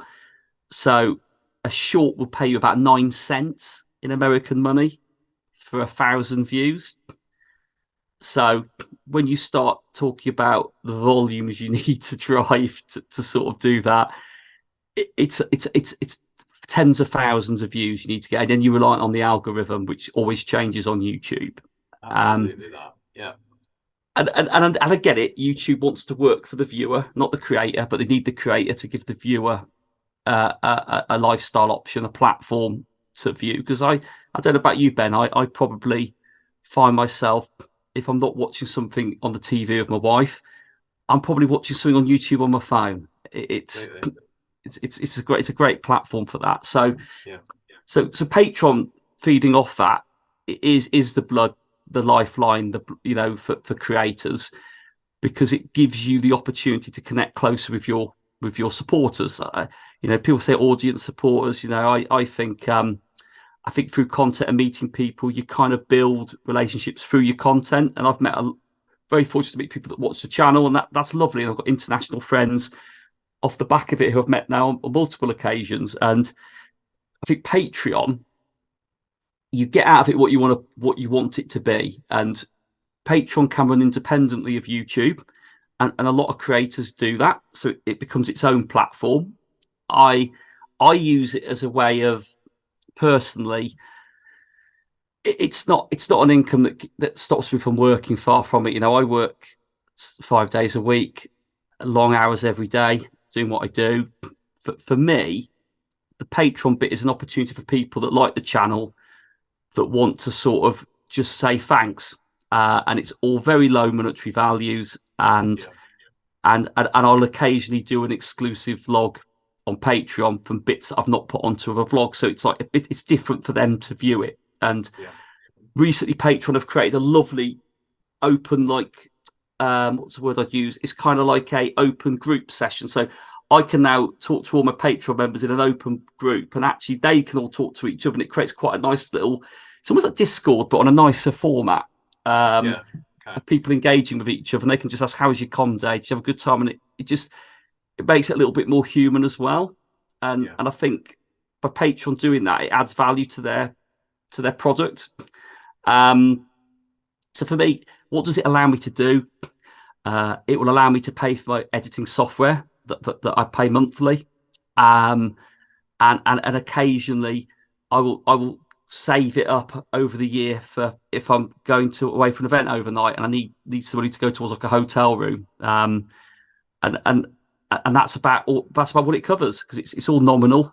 It's for me as an individual content creator, it just allows people to want to sort of help me create a bit more content. I'm not. I might do 2 vlogs a week, Ben, and 3 or 4 shorts a week, and that's kind of, I think, pretty consistent for someone who does it part time.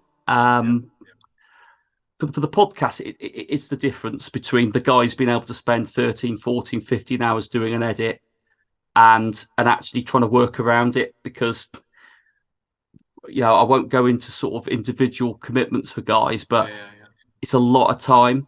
And when you're producing something which is all audio, the flow of it is so depending on the audience, because I think the beauty with podcasting is you can produce a podcast in multiple different ways and it attracts people's listening styles. So, some are fast paced, some I like the ones with a little bit of a pause in it. I like that organic conversation. And ours is right in that middle where when we record it and see the finished article, like we'll be recording for 2 hours one night and we've got an hour and 5 minutes of a podcast. You're like, it's trim. It's really trim what they've done. But with the podcast, it does allow that to carry on because, there's 4 of us and 4 people creating something where 2 of the guys putting a lot more of the time into it, polishing it, editing it, getting it ready. It is make or break for the podcast, having something like that, because it does cover that time spent. And as well as I do, Ben, certain platforms give you can use it for a certain period of time, but eventually there's a license charge. Then if you run over your run time, they want a bit more for it, and inevitably it covers those costs that are incurred as well. But it's important. Patreon's important. I know some people that make a living just off Patreon, and it's powerful. But definitely. I think it's just a nice way of giving people a non-pressurized opportunity. If they want to do something, they can. But inevitably, I'd still create the content without it because it's a hobby. I think Trainer Tips and Mystic 7 looked at this from a very good Pokemon Go perspective, because I think once Nick's videos were getting demonetized for something crazy, like CP meant something else in YouTube. That was it, yeah. And he started a Patreon, and he just said, if you can just do $1 a month, just keep me floating along, because I really, really want this to be my life. And I'm not sure what Mystic 7's like as an actual person in the real world, but he's got a hell of a business mind on him. And he was saying once he got locked out of his YouTube account for 7 days, and because he had all of these other streams of revenue coming in, he was able to keep himself afloat whilst YouTube got their act together and re-enabled his account and all that sort of stuff. So it's kind of a way of sort of future-proofing and sort of insulating and sort of padding your own sort of place on the internet, really, isn't it? And if people want, then they can pay more for more, but they're not under any obligation to do that. No. Absolutely not. And like you just absolutely hit the nail on the head there, Ben, because the problem you've got with all these different platforms, if you put all your eggs in the proverbial one basket, it takes something like the CP issue with YouTube. I think it was an abbreviation to something which was a criminal abbreviation, basically, and they got taken off because that's how the algorithm worked. It saw the abbreviation, thought it was linked to that, but that's 7 days of no income coming in on your channel.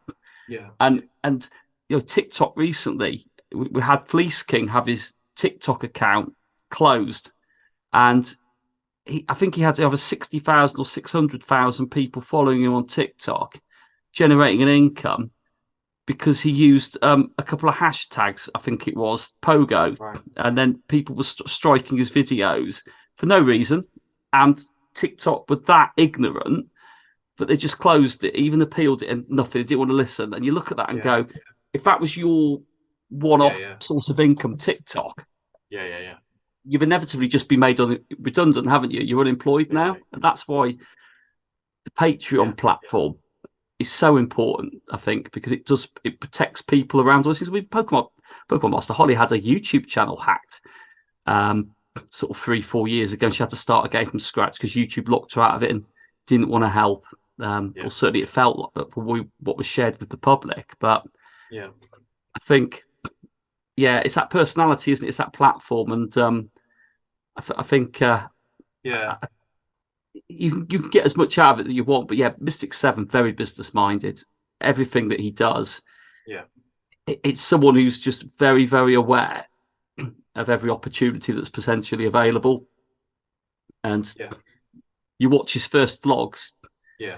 His mate JT Gilly, who I think started creating Pokemon Go content before Mystic 7, ironically. And now look at the journey. It's yeah. It is crazy, isn't it, mate? It's a certain mind, isn't it? It's crazy as well, from my perspective, that I asked Billy this, the trainer club, if Pokemon Go fell off a cliff, would you be able to survive? I asked him that. And he was like, yeah, I think I've got enough people that are interested in me as a person, as a creator, that I could probably pivot and I could go back to how I started. I think he actually started on Halo tournaments. And then he moved over to Pokemon Go. And I think that's so important nowadays, where you see all these people playing Fortnite for 12 hours on Twitch, and then one day Fortnite doesn't load, or there's some sort of live event where the game shuts down for 3 days. And they're kind of like, what do I do now? Because this is my entire sort of likeness, and this is my brand, is playing this one game. And I think it's really important to diversify. Like Pokemon's a great example where you can play lots and lots of different types of Pokemon. You play like Pokemon Snap on the N64. You know, you can play Stadium.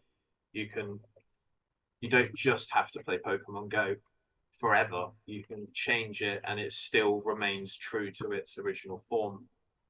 I think the thing is, Ben, as well, like if people like you, and again, it's no different to an actor in a film, isn't it? Like if you like Hugh Grant, and Hugh Grant is in another film in a couple of months' time at the cinema, you're inclined, you're probably going to watch it, aren't you? Or you're certainly going to find out about it and see who else is in it, possibly.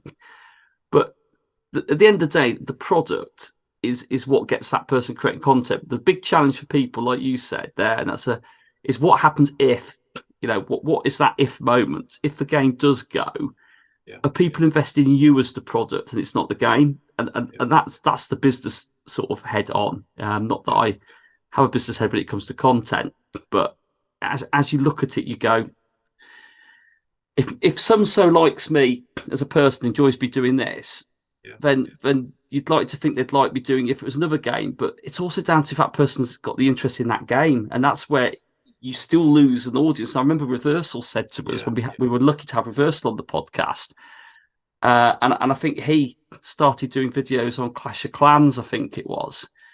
And I think a few other creators did Clash of Clans. I think that was one of the first mobile games that a lot of people started creating content as we know it on. And he had a relatively big YouTube channel, and he left Clash of Clans and went to Pokemon Go. And he was ready to see everyone just depart. Do you know what I mean? He was waiting to see the numbers just go poo, poo, poo, poo, poo. And he said he was, I think, from memory, he was pleasantly surprised by how many people stayed with him. It went down a bit because people only watched him because of Clash of Clans, but inevitably the majority stayed with him because they liked him, and then they built on it with Pokemon Go. But it's funny. Sometimes you got to pull the brake and see how many people stay with you on the journey. But there's that sense of dread, I imagine, when you do pull the brake, wondering what's going to happen next. But it is an interesting mindset to be in, I think. You also get this whole sort of thing that PewDiePie got when he was on YouTube. He still is on YouTube, but he's very rare. And it's like, play Amnesia. We miss the old PewDiePie. And one of my favorite YouTubers of all time is Jacksepticeye. And loads of people are like, oh, you should get green hair again. You should play Happy Wheels. And he's like, I played Happy Wheels for 104 episodes. Like, get a grip. Christ. There's other games, guys. Like, but that moves into that whole variety sort of streamer, variety podcaster, variety YouTuber, and hopefully, in a couple of years, people will gravitate more towards this than they are at the moment. And I am the sort of the fixture of this channel, really. My son helps me review food and drink, and my business partner John reacts to stuff with me. And I get some guests on here that are massive, and I still don't understand why. I have an imposter syndrome thing with that, but hopefully people see that I'm an all right interviewer and they stick around for me. I've said that so many times now, I'm bored of saying it, but hopefully that viewership and that loyalty sticks. 1 week me and John are reviewing hot sauce, the next week we're watching Frankie Boyle live at the Apollo, and hopefully people will watch it because Ben's on it, But all you can do is create the content and hope people stick around. So I think so, Ben. I think that's it, because I do believe that the guests are only a small part of it. I think the interview is a good thing, and I remember someone said that to me. They said if you were watching TV and Jonathan Ross was interviewing Will Smith, and then Graham Norton was interviewing Will Smith, and you love Will Smith, will you watch both of them, or would you gravitate towards one, and why would that be? And it was down. Most people would pick one or the other, because it's actually down to the person interviewing Will Smith. Yeah. So, got to keep doing it, mate. You got to keep doing it. I started this just because I wanted to ask good questions, and it's descended into chaos. I've got 2 sponsors now, and it's all just gone mental. Like, at one point, I had 5 sponsors. That's not a sort of adequate evaluation of like if this is good or not. But I have people sort of relying on me now, and it's quite a lot sometimes, because people are messaging me on WhatsApp all the time saying, what should I do about this? What overlay should I add for this? What transition, what song should we put in this band's episode? And I'm like, oh my God, like, I just want good interviews, and everything else should kind of fall underneath that umbrella that I've created, But I'm enjoying it.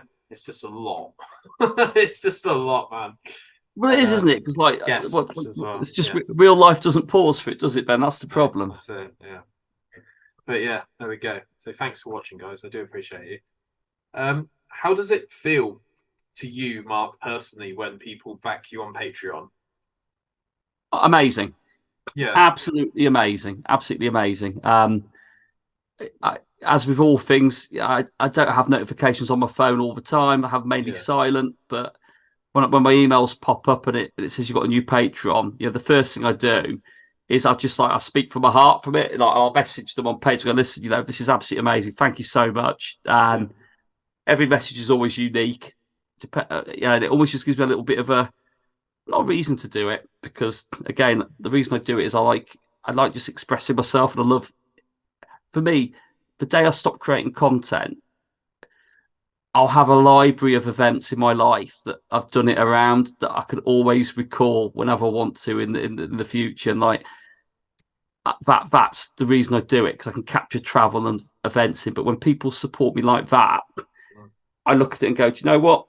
That means so much. And like, that will at some time in the future help me do something. And like, be it a crazy event, be it allow me to do something different around doing something else, be it, dare I say it, I need to upgrade my phone one day, it'll never pay for that, but I might use a little bit of it one month just to help me out. And it's humbling, mate. It really is, to get that little notification of the email. It's somebody that watches it that actually believes in it. I like that. It's amazing, mate. Yeah, I get that with YouTube subscribers. I wish there was a way of like talking to YouTube subscribers. What I usually do is I'll sort of paste in the tag that they've got on YouTube and see if they've got an Instagram account, and I'll drop them a message saying thank you so much. But as that obviously scales up, it becomes very sort of unmanageable, doesn't it? And you kind of just hope that people understand that, because you've got people like Markiplier on the platform that have got like 30 million subscribers. There's no way that he could reply to every single comment that's left on his videos. He'd drive himself absolutely mad, and he's already pretty mad as it is. So, but yeah, it would do though. It would do. Yeah. Like, I always pride myself on when people comment on my vlogs. I know some people, and again, this is how their business models are, and how business minded they are. They might go on Patreon. If you subscribe to my Patreon, I'll reply to your comments on YouTube. Do you know what I mean? It's that sort of level, because how would you filter through 1,000 comments? But like, I've always been of the mindset, if someone's got the time and they want to comment on something, I always reply. I'll have a fixed time each week where I'll do it. Sometimes if I've uploaded the vlog and I'm active on YouTube and I see comments on there, I'll reply. But I like that personal touch. I think it's the acknowledgement, which is quite a powerful thing. Because how many times do you? I certainly comment on vlogs, they're never even going to get seen by the person who's put it on. But might be a good time to plug the fact that I want to get Milo on at some point. Because I commented on a couple of his exes. Yeah. I'd love to chat to you, speak to you soon. What's his space? What's his space? We'll see what we can do. All you can do in this game is ask, as I'm sure you're used to. Absolutely. So, in terms of YouTube content creation, something that's always sort of made me a little bit anxious of doing it myself is recording in the wild. There's not really another way of doing that for Pokemon Go. So have you got any funny stories, or have you had any like, oh my god, like interactions where like someone's come up to you and gone, "Why are you filming me?"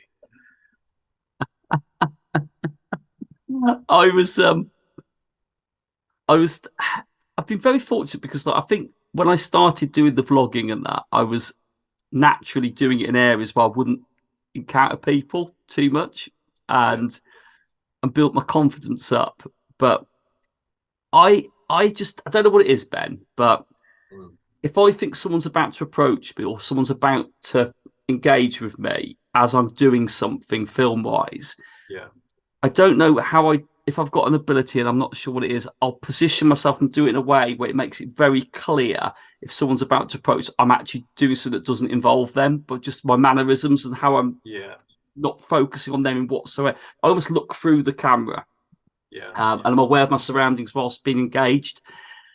But I remember like when I was down in Portsmouth for Squirtle Community Day, and I was filming, we were all filming down there, but Portsmouth University actually invited us down, which was amazing to sort of engage with the community, and they hosted a couple of events. But like some people don't get it.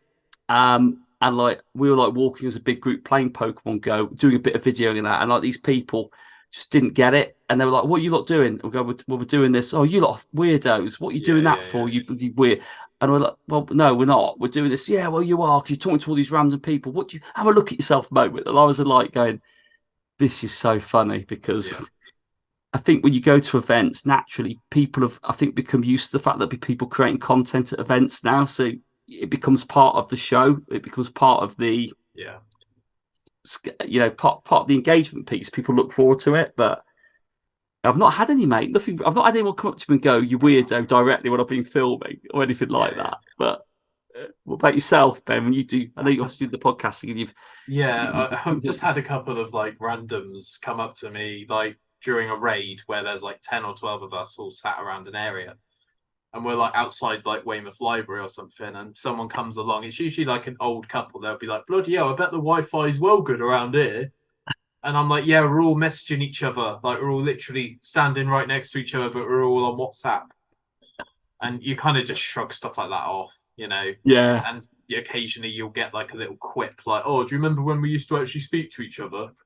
I'm like, "Do you want to help me catch the Blaziken? Or do you want to shut your mouth?" You know what I mean? So it's good fun. It's good fun. It is, but like when I was living like in the village, we had like a canal that I did loads of filming up and down the canal. It was lovely, loads of just great views, great spawns along there, which was crazy. But either way, I enjoyed it. It was a nice bit of headspace, clear time. But I remember like one time I was doing some filming along there, and a guy went by on the barge, and he was just like making a point of like going, "Whatever you're doing, you're weird. You should be out enjoying nature, not sat there on your phone." And I'm like, "Mate, I'm outside, and we're, is this how you engage with someone? You're trying to sort of inspire them or motivate them?" If it was that, I'm like, I just switch off, mate. I've just got this. I can be doing something and just switch off from it all. But watch this space. It might happen. It might happen this year. Next year could be the year. Right, so we're done with Pokemon questions. Thanks for letting me bombard you with all of them. Cool. We've got some real questions now. So we'll start with the most mental one. Do you know what bin you're meant to take out on Monday evening or Wednesday evening? Or do you end up not knowing and end up following your neighbours? What? When you're taking your bins out, bins, your black bags, you don't want to miss that, man. That's detrimental Do you know which bin you're meant to take out? Is it recycling?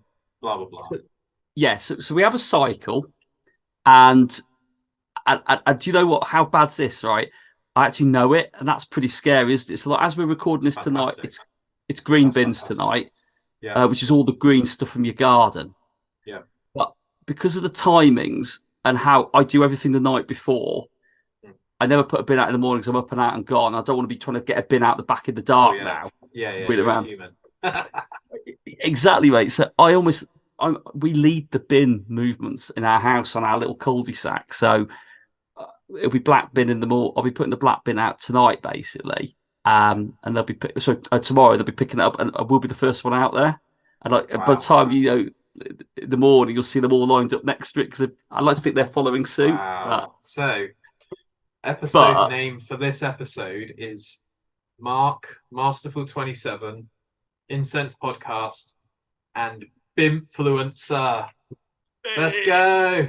Bimfluencer. He knows what he's doing. Yeah. But Ben, my question back to you is: you always check that the bin is empty before you take it back. Do you lift the lid up and have a look at it? Oh yeah. I want to check my council tax is actually going to something other than bloody fireworks. Yeah, of course. Same. Yeah. Yeah, my lack of trust knows no bounds. Yeah, you've got to check. Of course. Do you believe in ghosts or superstition or anything like that within absolutely any capacity? Absolutely. I'm superstitious, not crazy superstitious, but I don't walk over 3 drain covers. I still don't like that. And that's funny because my wife's well used to it now, but like people watch me and then they'll see me like almost dart off to the side or like do a long step over the final one. Yeah. So that's one of my superstitions. I do believe in ghosts and paranormal experiences, and I did experience one myself when I was out in Australia in Brisbane, which was slightly scary. It was quite weird actually, and I've always believed in signs.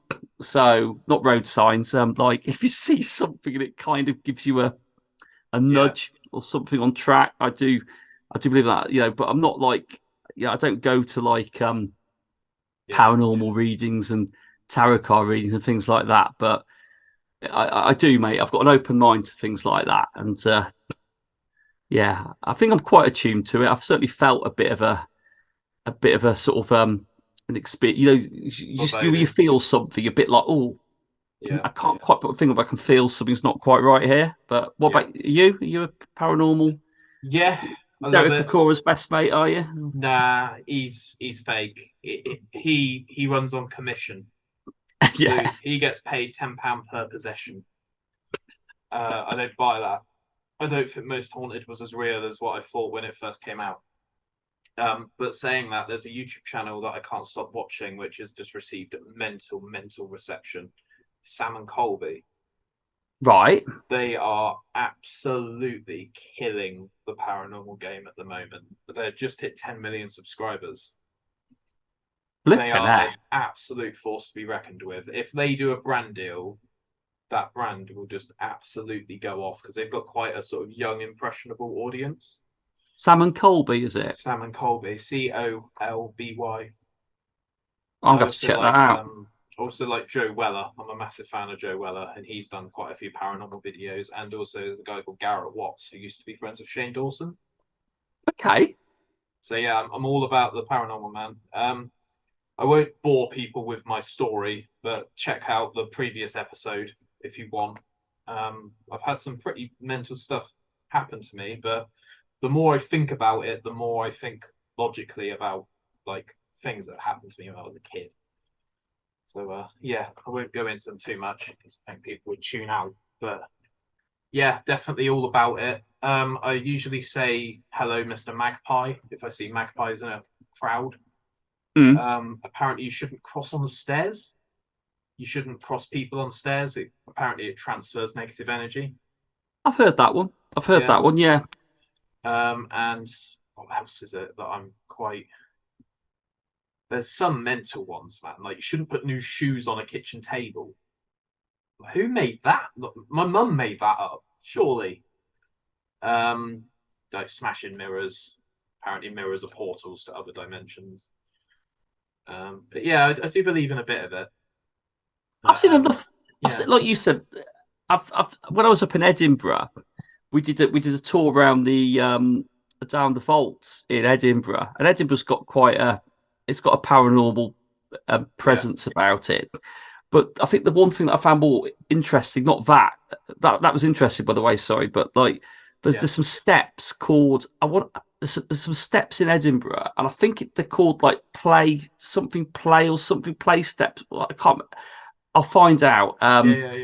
But anyway, these kids back in the day used to play up and down these stairs, and apparently a child tripped, fell down, and died on these steps. And they were saying that these steps is like there's almost like a possession. You can feel there's a spirit there. And it's a good spirit. There's nothing negative about it. And I remember like when I was there in the daylight, took a photo of it in the day, and I saw this big white orb on it, and it was daylight, and I was like, and when it was like an old digital camera of mine, and when I zoomed in, you could see all these little, and it just, it just felt strange that was on that photo there, knowing the history about it. But yeah, definitely, I've got an open mind, Ben. Pretty much.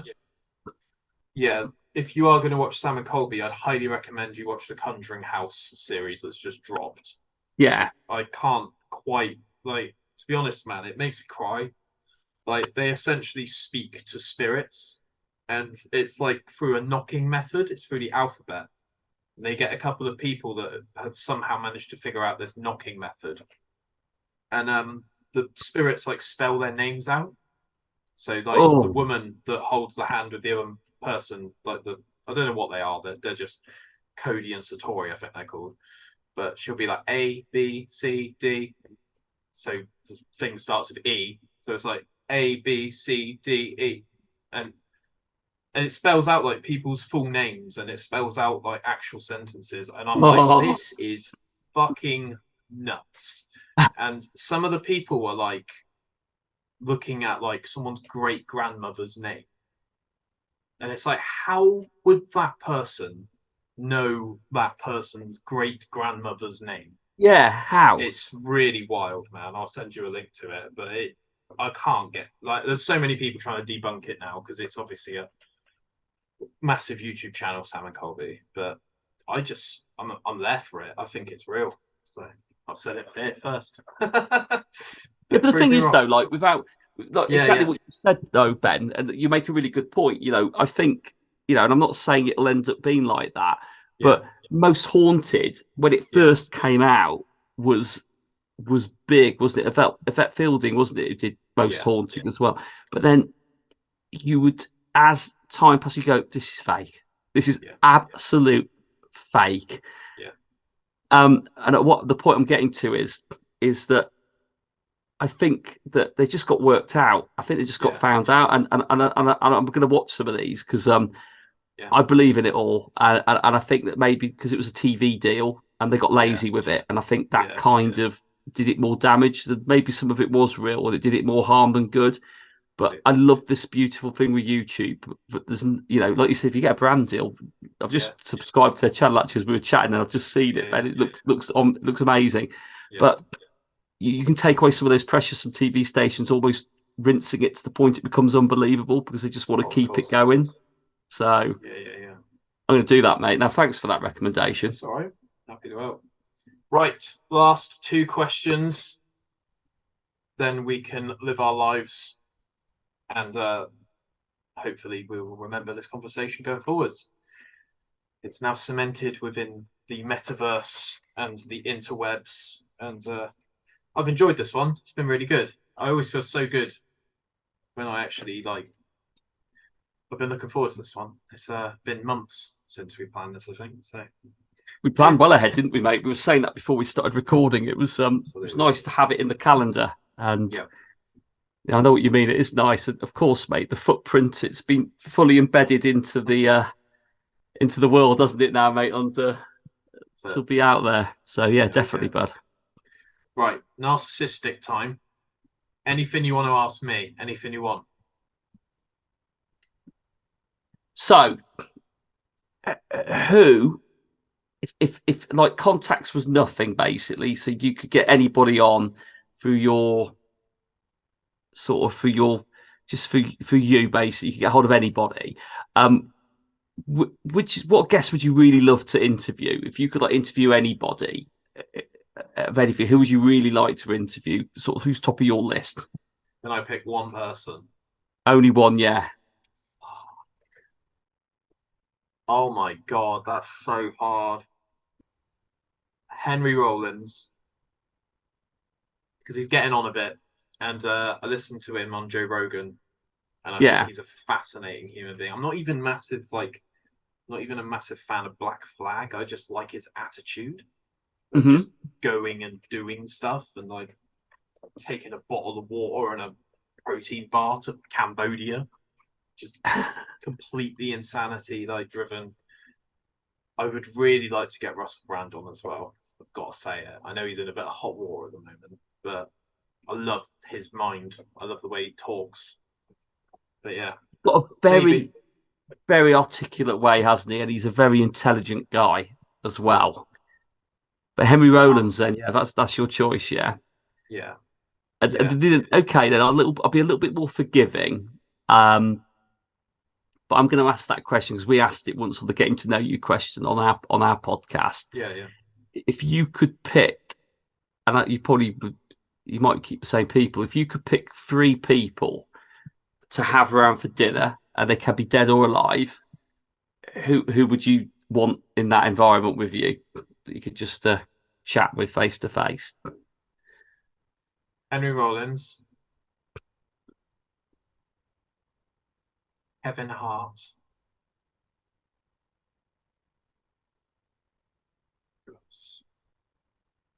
yes. Do you know what? I've actually got a Google Keep full of guests that are like absolute top of the pyramid. Yeah. Devin Townsend. I think he's a fantastic musician. And I've recently had someone on called Shay who knows him. Oh, wow. Worked with him.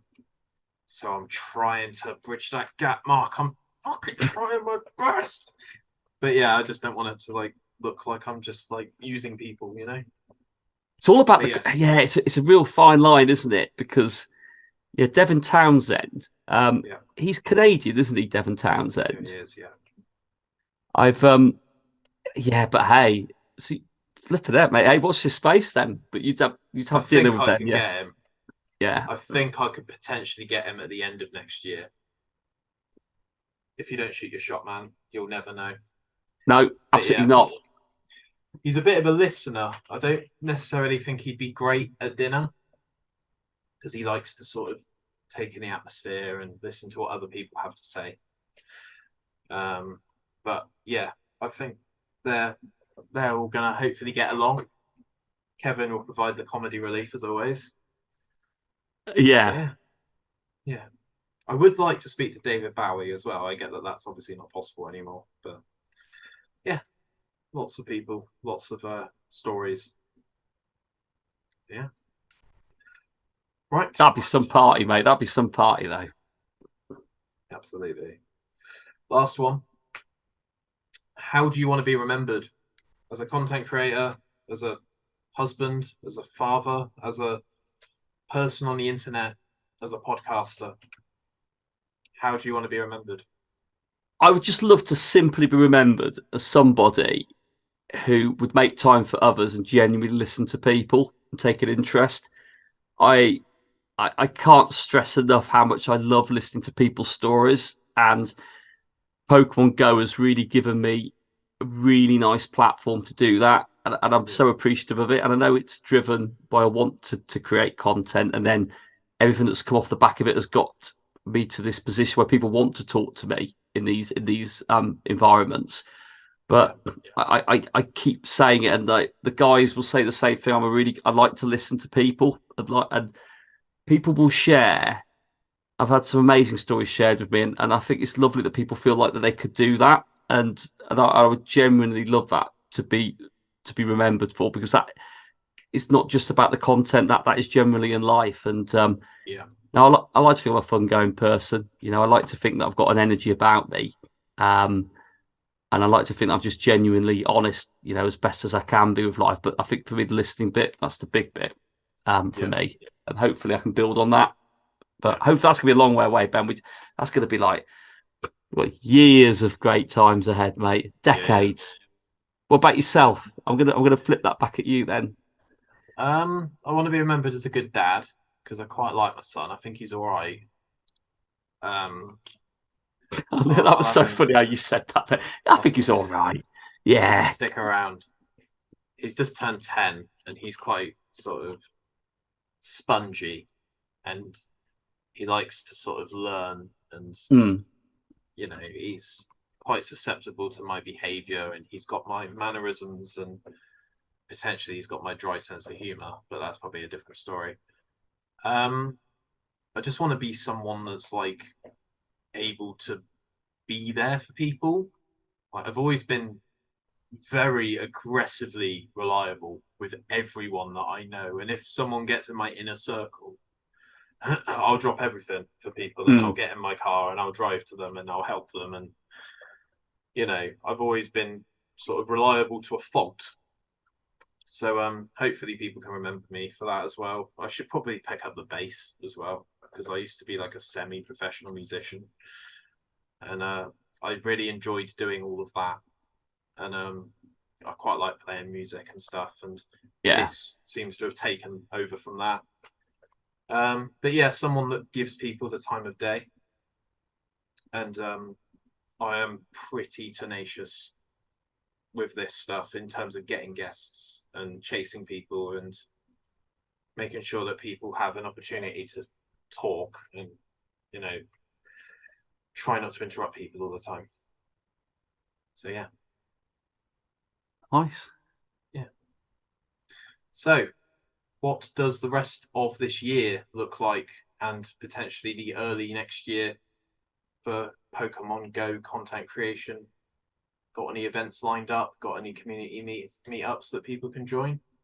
So, I think I'm having a bit of a thought about it because as the weather gets worse, and we are getting to that time now where I think the game becomes very more challenging to get people out there, even though I think it does a pretty good job of doing that all year round. When you're trying to create events, it does really become a little bit more limiting about what you can sort of do. But I think for me personally, in events, I'm gonna use the next month or so to really home in and understand who plays the game in sort of my neck of the woods since we moved down here.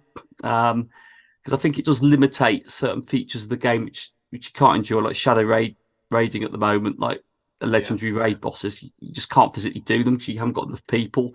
So I'm going to put a bit of work locally to see if there's anyone else around and really sort of give it a bit of time. I think going into next year, certainly me and Ian have discussed doing something for January Community Day, the first one of the new year.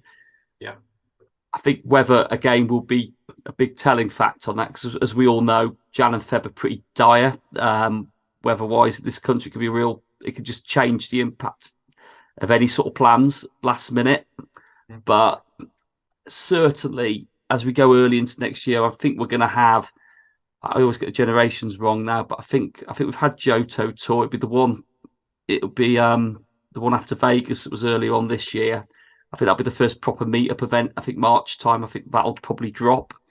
So I'd be interested to see if they do a global one of that. And that might be a good opportunity to sort of do a meetup properly.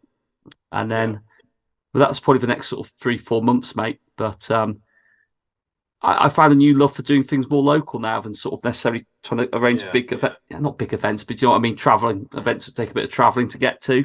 But I want to sort of put myself out there a little bit more next year again. Because it has been it's been another memorable 23. It's going to be a fun montage, let's put it that way, putting all that one together again. But no, that's the plan, mate. You got any events down where you are as well? I was going to say, are you planning on doing anything with your community?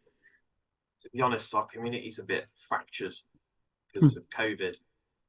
People have become quite anxious, and there are a couple of problematic people within our circles, let's put it that way, and they can sometimes sort of sour the raiding experience. And then you get these people as well that think they run the gyms local to their area and they'll just kick you out even if you've been in there for 10 minutes. But yeah, I want to go to some meetups next year, like Southampton, Bristol, like really make an effort to go and meet people and show them that there's potentially more to the game than just the game.